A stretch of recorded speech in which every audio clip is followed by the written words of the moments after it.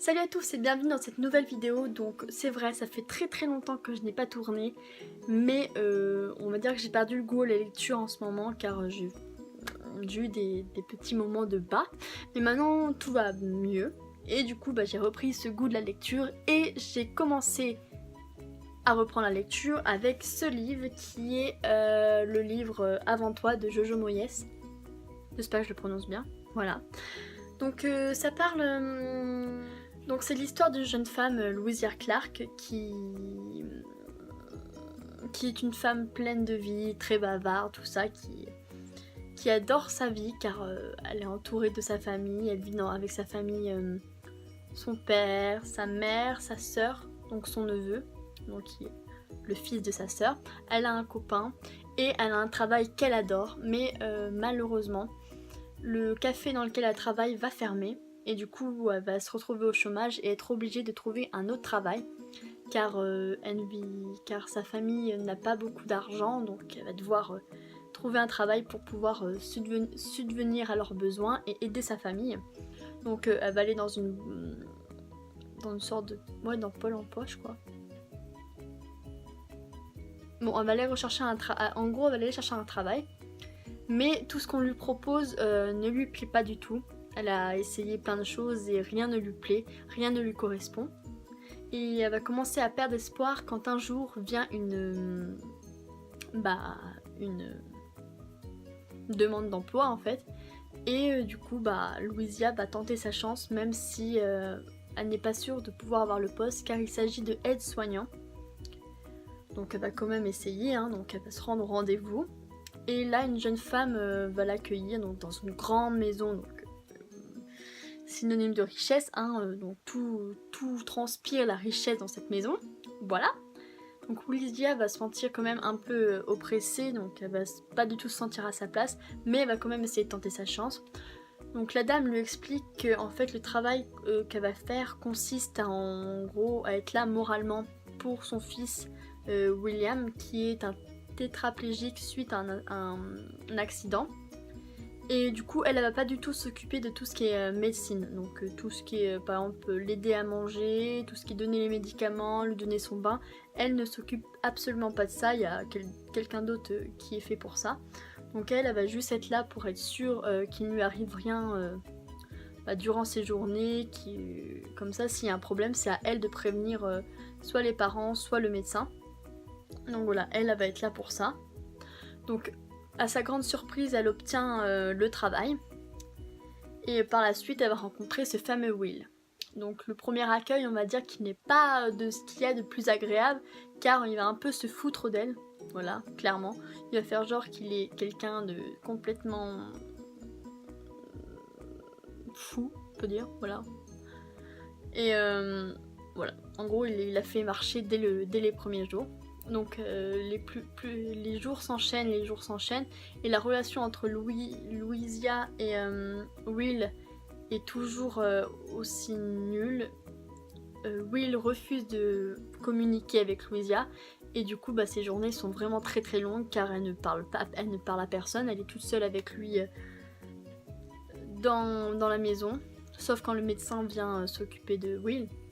Et du coup elle ne fait rien d'autre que faire le ménage, lire et relire le registre pour s'occuper de lui quand même. Voilà, donc ces journées sont interminablement longues, mais et elle commence à détester son métier, oui, parce que clairement elle déteste ce qu'elle fait, car être avec un homme aussi désagréable n'est pas de ce qu'elle préfère le plus en fait. Mais son contrat est sur une durée de quelques mois, donc elle dit que le salaire qui est plutôt pas mal, et c'est juste histoire de quelques mois. Donc elle dit, pour aider ses parents, elle va faire cet effort de supporter Will, et voilà. Donc au fil des jours, donc elle va faire son métier comme tous les jours. Mais comme tous les jours, Will lui fait des remarques, mais un jour, elle décide de lui dire tout ce qu'elle pense en face, car à force, il faut bien qu'elle craque, hein, parce que recevoir des remarques tous les jours, c'est vraiment insupportable. Et du coup, à partir de ce moment-là, tout va changer. La vision de Will va changer pour Louisa, Et du coup bah vraiment tout va changer et Louisia va se rendre compte que son vrai métier n'est pas de faire en sorte que rien n'arrive à Will, mais en gros d'apprendre, de donner goût à la vie à Will. Et elle va s'en rendre compte à ses dépens en fait. Je ne vous dirai pas comment, à vous de le découvrir.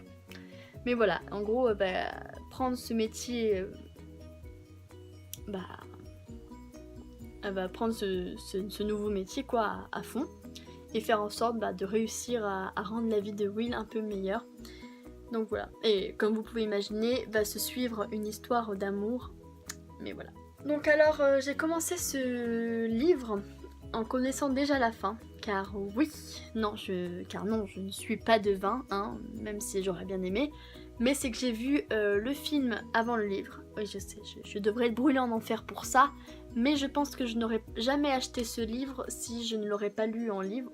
Non, j'aurais jamais acheté ce livre si je ne l'aurais pas vu en film, car j'en avais jamais entendu parler en fait ce livre, mais vraiment jamais. Et je sais pas, vu que j'en avais jamais entendu parler, il pouvait pas m'intéresser, je ne savais pas de quoi ça parlait. Et du coup, c'est en regardant le film que j'ai adoré que j'ai voulu voir ce que ça donnait en livre. Et je peux vous dire que je ne suis absolument pas déçue. Je ne sais même pas duquel, du film ou du livre, je préfère en fait. J'ai tellement aimé tous les deux. Bon, même si dans le livre il y a plus de passages, il y a beaucoup plus de passages dans le livre, et il y a beaucoup plus de sentiments dans ce livre, beaucoup plus de détails en fait, car c'est vrai que les sentiments, à part dans le visage, dans le film, on peut pas vraiment savoir ce que ressentent, ce que pensent les personnages intérieurement, alors que dans le livre, ça on le sait, car c'est à la première personne, on suit Louisia. Donc et dans ce livre aussi, j'en ai appris énormément sur la tétraplégique, je vais appeler Tétra, ça va aller plus vite. Tétra, c'est mieux.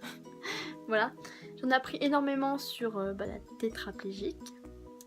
Car, j'en connaissais un petit peu, hein. Je savais ce que ça concernait, mais j'en ai appris beaucoup en fait. Et j'aime bien ce genre de livre qui nous apprend des choses sans vraiment nous rendre compte qu'on est en train d'apprendre quelque chose en fait. Donc par exemple, Nos étoiles contraires qui m'en a appris aussi sur le fait d'avoir un cancer. Donc voilà, j'en ai appris énormément sur le fait d'être tétraplégique. Ouais, je vais y arriver. Voilà. Concernant les personnages, alors là, je les ai vraiment tous adorés. Surtout Louisia, qui est le personnage principal, mais cette fille-là, je crois qu'elle n'a aucun défaut. Elle est pleine de vie, pleine de joie. Elle essaye de rendre la vie de tout le monde meilleure, elle veut ne faire de mal à personne. Franchement, cette fille-là, c'est vraiment une fille en or. Et j'aurais tellement voulu avoir une fille comme ça dans ma vie. Par exemple, avec ses tenues tous plus affriolantes les unes que les autres, avec sa bonne humeur, sa joie. J'aurais bien aimé avoir quelqu'un comme ça, franchement. J'ai vraiment adoré ce personnage. Concernant Will, même si c'est un personnage principal, on apprend très peu sur lui. On ne sait absolument pas ce qu'il ressent.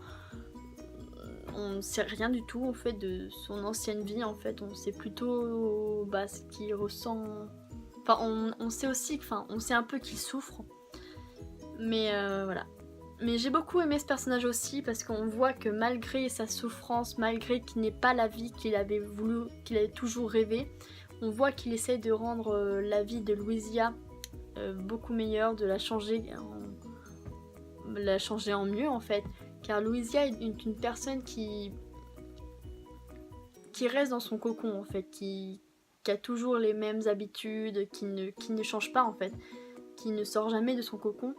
Et du coup, William va essayer justement de la faire sortir un peu de cette routine et la faire vivre des choses qu'elle n'aurait sûrement jamais faites avant.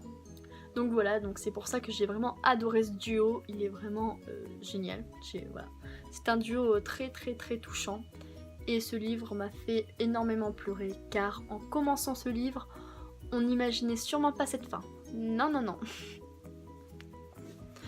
Donc voilà, c'est la fin de cette vidéo. Donc avant, je vais vous expliquer le livre que je vais lire. Donc je vais lire Phobos tome 4, qui est un pavé assez énorme, car au départ j'hésitais, car j'ai eu plusieurs livres dernièrement. Je vous ferai une vidéo plus tard. Mais mais je me suis dit pourquoi commencer d'autres livres alors que je n'ai toujours pas fini la série de Phobos, alors que j'ai tous les livres en main. C'est idiot.